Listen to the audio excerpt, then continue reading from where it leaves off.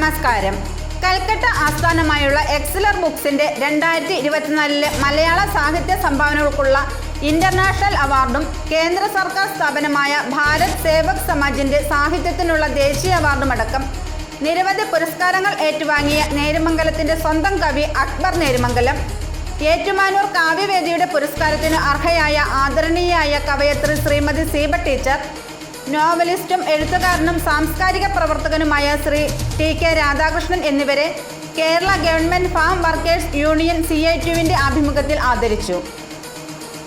Neriamangalam AKG മന്ദിരത്തിൽ വെച്ച് നടന്ന ചടങ്ങിൽ യൂണിയൻ പ്രസിഡന്റ് സജി ജോസ് അധ്യക്ഷനായി. കവളങ്ങാട് ഗ്രാമപഞ്ചായത്ത് പ്രസിഡന്റ് ശ്രീ സിബി മാത്യു ചടങ്ങ് ഉദ്ഘാടനം ചെയ്തു. നേര്യമംഗലത്തെ സാംസ്കാരിക പ്രവർത്തകനും തഹസിൽദാരുമായ KM നാസർ മൊമെന്റം നൽകി ആദരിച്ചു. കവി അക്ബർ, കവയത്രി സീബ ടീച്ചർ, T.K. രാധാകൃഷ്ണൻ എന്നിവർ മറുപടി പ്രസംഗം നടത്തി. റാബിയ ഹംസ സ്വാഗതവും T.K. റോയ് നന്ദിയും പറഞ്ഞു. നമ്മുടെ സമൂഹത്തില് അനുദിനം നടക്കുന്നതും നമ്മുടെ സമൂഹത്തിൽ വീക്ഷിച്ചുകൊണ്ട് മനസ്സിലാക്കുന്നതുമായ കാര്യങ്ങൾ കവിതയായും കഥയായും നോവലുകളായും നമുക്ക് സൃഷ്ടിച്ചു നൽകുക എന്നത് അപൂർവമായി ദൈവം നൽകിയ ചില സിദ്ധികളാണ്. അത് നമ്മുടെ സമൂഹത്തിൽ പരിശോധിച്ചാൽ വളരെ ചുരുക്കം ആളുകൾക്ക് മാത്രമാണ് അങ്ങനെയുള്ള കഴിവുകൾ ലഭിച്ചിട്ടുണ്ട്. പക്ഷെ അവരുടെ ജീവിത സാഹചര്യങ്ങൾ, അത് പ്രതിസന്ധികൾ, അനവധിയായ തടസ്സങ്ങളെല്ലാം ഇതെല്ലാം ഇവരുടെ നല്ല കാലങ്ങളിൽ പ്രകടിപ്പിക്കാൻ ചിലപ്പോൾ കഴിഞ്ഞിട്ടുണ്ടാകും.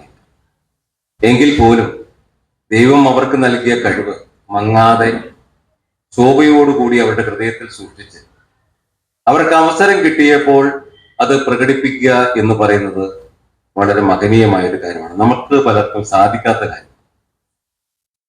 നമ്മൾക്കൊക്കെ ചില കഴിവുകൾ ഉണ്ടാകാം.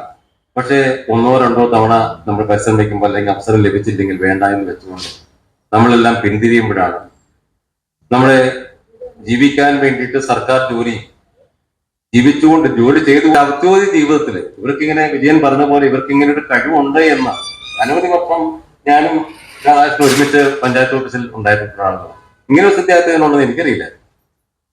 ശ്രീമതിനെ എനിക്ക് അടുത്തങ്ങനെ കൂടുതൽ പരിചയമൊന്നും ഉണ്ടായിരുന്നില്ല. പക്ഷെ ഇങ്ങനെ ഒരു കഴിവുള്ള ഒരു ടീച്ചർ നേരിടുന്നത് എനിക്കറിയില്ലായിരുന്നു.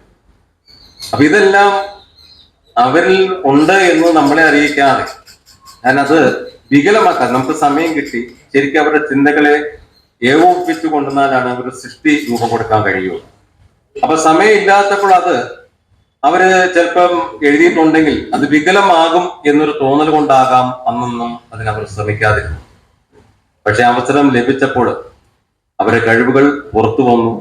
അത് നമ്മുടെ മുമ്പിൽ അവര് നമുക്ക് സമർപ്പിക്കുകയുണ്ടായി. അത് വായിച്ചപ്പോഴാണ് നമുക്ക് ഇവരുടെ മഹത്വം മനസ്സിലായി. പക്ഷെ ഇനിയും അതിൽ പ്രചോദനം ഉൾക്കൊണ്ടുകൊണ്ട് നമ്മുടെ സമൂഹത്തിൽ വരുന്ന ഇന്ന് നമ്മുടെ സമൂഹത്തിന്റെ ഏറ്റവും വലിയൊരു ന്യൂനത വായനാശീലം ഒത്തിരി കുറഞ്ഞു വരുന്ന ഒരു തലമുറയാണ് വളർന്നുകൊണ്ടിരിക്കുന്നത്. എല്ലാവരും വായിക്കാൻ വിമുഖതയാണ്. വായിക്കുന്ന ഒരു തലമുറ, ക്ഷമയുള്ള തലമുറ, അതാണ് നാടിനൊരു മുതൽക്കൂട്ട്. അല്ലാതെ നമ്മൾ ഫാസ്റ്റായ ഒരു ജീവിതത്തിന്റെ പുറകെ ഓടിയെത്തുമ്പോൾ നമ്മൾ ഓടി അവസാനം കിതച്ച് തിരിഞ്ഞു നോക്കുമ്പോഴാണ് നമ്മൾ കാണേണ്ടതും കേൾക്കേണ്ടതുമായ പലതും നമ്മൾ കണ്ടില്ല, കേട്ടില്ല എന്ന് നമുക്ക് ബോധ്യം വരുന്നു. അപ്പോഴേക്കും സമയം ഒത്തിരി വൈകിയിരിക്കും. അപ്പൊ അതിന് നമ്മുടെ ആളുകളെ വായിക്കാനും എഴുതാനും ശ്രദ്ധിക്കാനും ഒക്കെ പ്രേരിപ്പിക്കുന്ന സൃഷ്ടികൾക്ക് രൂപം കൊടുക്കാൻ ഇവർക്ക് ആകട്ടെ എന്ന് ഞാൻ പ്രാർത്ഥിക്കുന്നു, ആശംസിക്കുന്നു.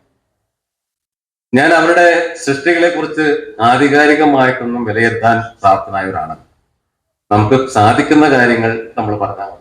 എനിക്ക് ഇല്ലാത്ത ഒരു കഴിവ് ഞാൻ അത് പറഞ്ഞ് അവരുടെ സൃഷ്ടിയുടെ മഹത്വം കുറയ്ക്കുന്നതിനേക്കാൾ നല്ലത് അത് ഇങ്ങനെ തന്നെ പറഞ്ഞ് അവസാനിപ്പിക്കുന്നതായിരിക്കും എന്ന് ഞാൻ വിശ്വസിക്കുന്നു.